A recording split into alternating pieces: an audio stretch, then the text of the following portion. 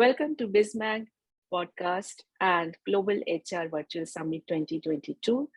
Today's our keynote speaker is Caroline Foster, all the way from United Kingdom.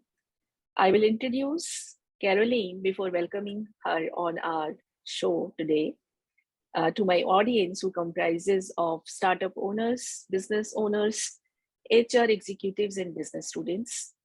Caroline Foster is an established Chief People Officer and Human Capital Transformation Director who has worked extensively across the domestic and international market in FTSE, NASDAQ, Fortune 500, and PE invested businesses.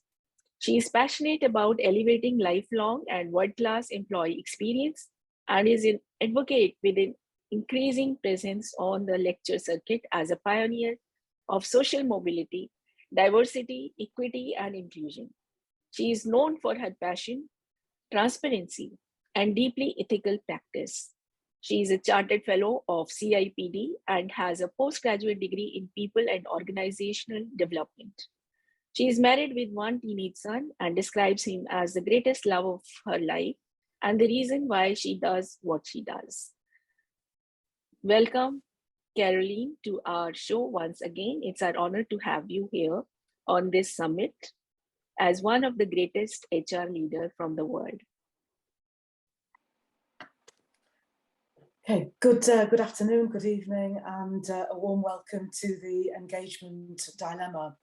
I have a few slides that I would welcome sharing with you, which I suggest that we go straight into. But as we do that, we know from empirical evidence around the world that more than 65% of global employees report they are disengaged from their employers on a year-by-year basis. And there is an abundance of data, particularly from business schools and research and consulting organizations, Gallup in particular. And this presents a compelling and very interesting challenge for our HR profession and for line leaders across the globe. And these are some of the things that I would, excuse me, that I would like to talk through right now. So could we see the slides, please? Yeah. Okay. So the you can see the slides? Thank you. Yes, yeah, I can see those. Thank you. So if we can move to the second slide, please. Sure. Thank you. Okay, so this is an engagement model that I have used very often in my work in interim consulting, and it's focused in developing a really compelling engagement index. And the first area looks at what I call leadership bench or leadership bench strengths, because there are no doubts whatsoever that the leadership skills, and particularly the types of mindset and personality that exist in leadership in highly engaged organizations, is focused in building a broader repertoire of authenticity, of high values and ethical practice, of delivering and bringing in courage into the leadership mandate, of being honest and authentic, and to be somebody of high integrity. And these are very often personality traits. It's okay. These are very often personality traits that we simply cannot manufacture.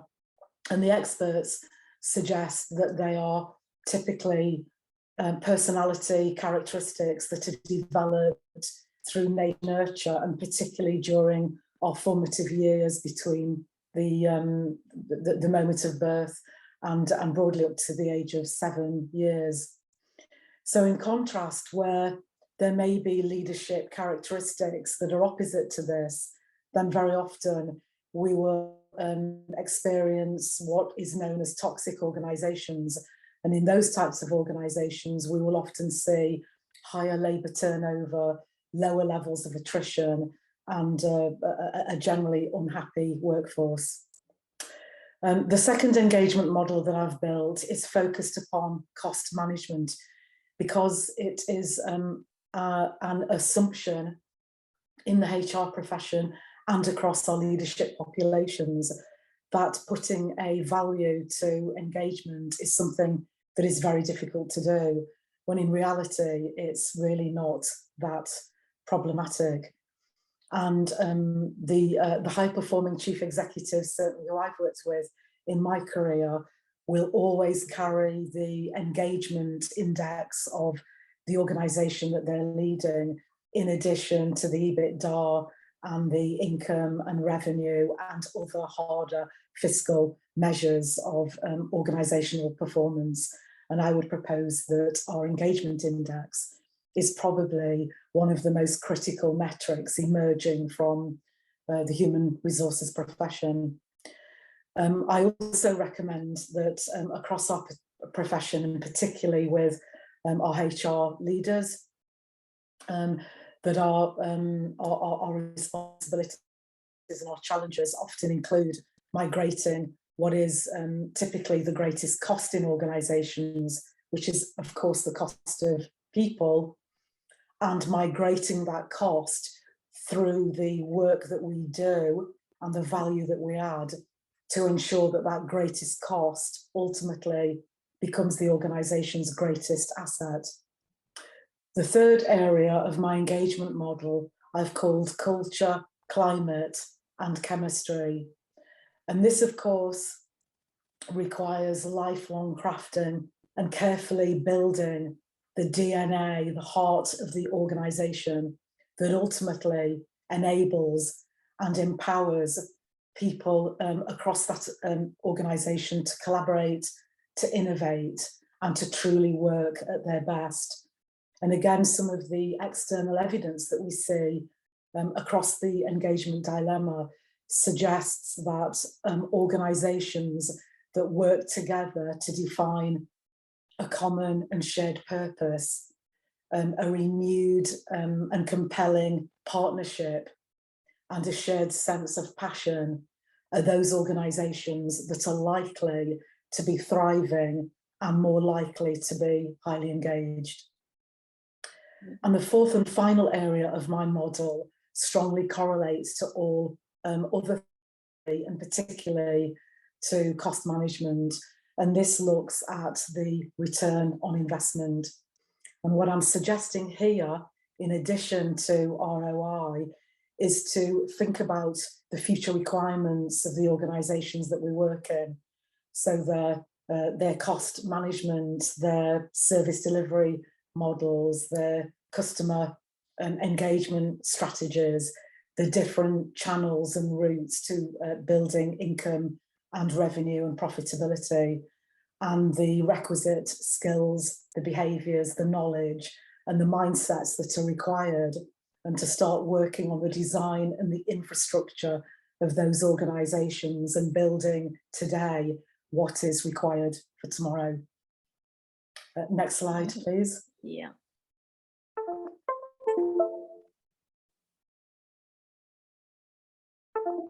Thank you so much.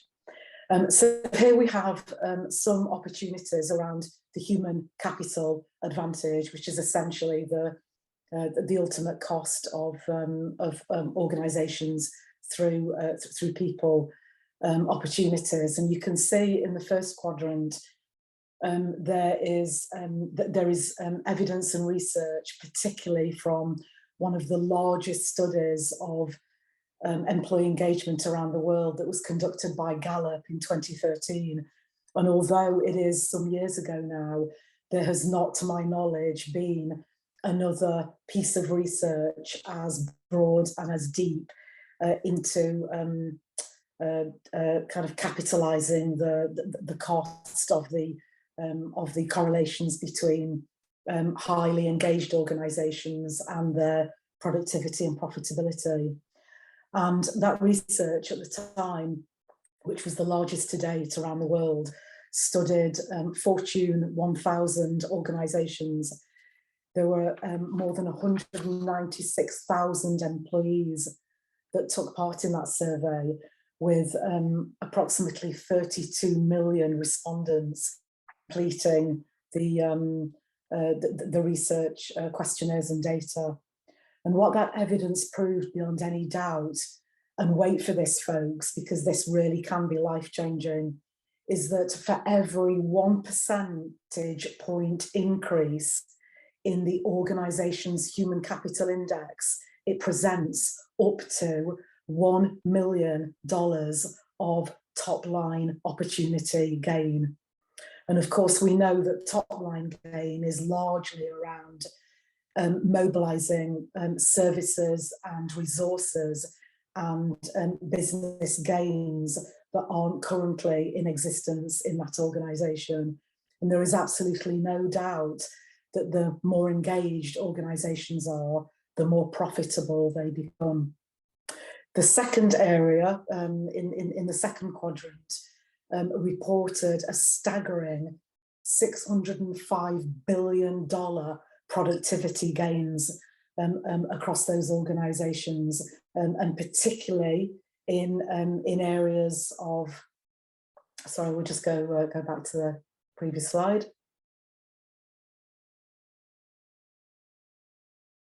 Thank you. Particularly in areas of increasing attendance and subsequently reducing the cost of absence, significantly increasing service delivery across various client bases, elevating the customer impact and the financial returns that brings, and of course hugely increasing retention. And all of those factors mixed together illustrated that degree of productivity gain, which is simply, magnificent opportunity, and represents, in my judgment, why engagement really should be a lifelong area of focus of both human resources professionals and leadership populations. In the third quadrant, we saw from the Gallup research a maximum of a 147% increase in the basically in the earnings per share, so in the share value of all of those listed organisations. We saw that kind of increase, and in particular, it was drawn out that on average, for every 9.3 engaged employees versus every disengaged employee experience, it brought about a maximum increase in share value of 147%. And then finally, remaining quadrant suggested on average an increase of 25% in bottom line, and that's through growing market share, building the pipeline for new business, and of course holding on to the tacit knowledge and the acquisition of knowledge, and utilising that knowledge into profitability. So if there is anything which I would urge you to remember from my presentation, it is about the fiscal opportunities of the more highly engaged organisations. The more productive, the more compelling, the more profitable, and the more sustainable those organisations are going to be. Okay, next slide, please. So I've suggested a kind of a map which represents the globe, because I do think that both our HR challenge and our leadership challenge is global. You heard me suggest a few minutes ago that I recommend this work is lifelong. I don't think it is a quick fix. I think there are a number of areas across the engagement dilemma that we can generate some material results, but broadly, it's a lifelong challenge that requires a really compelling people vision and people strategy that is hardwired into the DNA of the business strategy and the entire organisations that we work in. The second area is to really elevate the opportunities of digging under the bonnet and going broader and deeper into people data, metrics and analytics, because without those data insights, we are not readily able in our profession to be able to add value today and then to start creating value for tomorrow, and right across that labour mix, and particularly in engagement and the correlation of engagement across attendance, across happiness, across productivity, across profitability, across top line gain, and across the direct correlation of that leadership bench. There are a number of opportunities in which to illustrate and to clearly articulate what that data is telling us, and to then use that data through the production of leadership scorecards. I've worked in many organisations where we've implemented the engagement index by line leader, and then latterly put that into the competency frameworks, into the business strategies, into the KPIs at the coalface, and then sometimes in organisations into the heart of the pay and compensation model, so that ultimately there are opportunities for discriminating against leadership compensation of those leaders who are really mobilising highly engaged areas of their business versus those who take little or no action at all. The other area I've called the DNA of the organisation, and this relates earlier to the culture, the chemistry, and the wiring of the organisation. And there are some very compelling opportunities to create cultures and operating climates that meet the requirements of all aspects of our workforce. And we know, all of us around the globe, have a shared experience of living through a global pandemic, and this pandemic has obliterated the world of work and the model of work, more so since the age of industrial revolution. And we know now that the genie has been let out of the bottle, and an increasing number of global workers want and expect more hybrid working arrangements, more flexible working arrangements, and more agile ways of working that can accommodate the multiple complexities of how we live our lives and the pushes and pulls of how we balance our lives in and out of work. We also know that there, in certain parts of the world, and particularly in my own country, in the United Kingdom, there is the highest population of 50 plus workers right now in the UK since records began. And of course, the requirements of that population of workers is going to be very different, for example, to Generation Z. And our Generation Z are my child who is 16, any of our children who are largely under the age of kind of 25. This group have very often a different set of requirements to what the baby boomers may have expected several decades ago. And Generation Z in particular bring more purpose and greater altruism to the working agenda. And we know that there are much greater appetites for things like climate change, for things like Black Lives Matter, and other opportunities that can start to improve over time the organisation itself, the kind of societies and the different segments that our organisations serve, and ultimately to improve our world for the better. We also know that mental health, for example, is in a state of emergency across many different jurisdictions, countries and continents. And the COVID-19 global pandemic has made that situation far worse, which in turn has put a spotlight on the health and the welfare of our people. And all of these factors are intricately involved and correlated to the leadership, sorry, to the engagement dilemma. So next slide, please.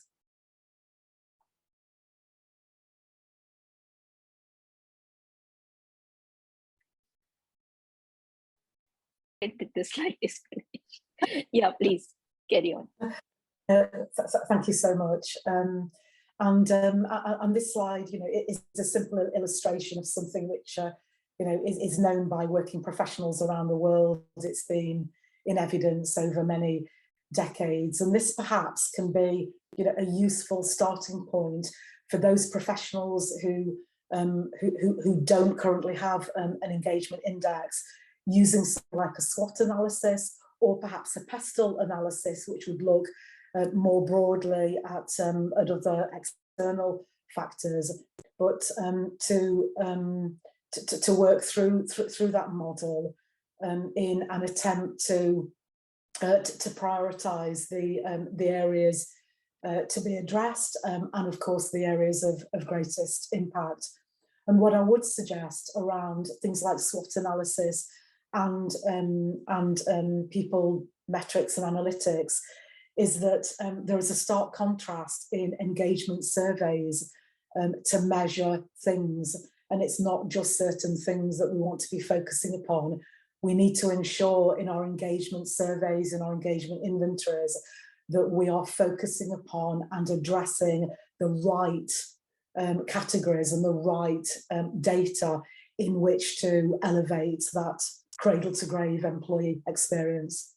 And it's ultimately that sits behind the human capital advantage and increasing the number of engaged employees in our organisations, because the more robust that cradle to grave employee experience, the more compelling those organisations are to want to be a part of and to stay there and to do great work and to create momentum and magic through the course of our work, in which to increase investor return, increase shareholder value, deliver upon the mission, the vision, the strategy, and to ensure that all customers are satisfied in that customer relationship experience.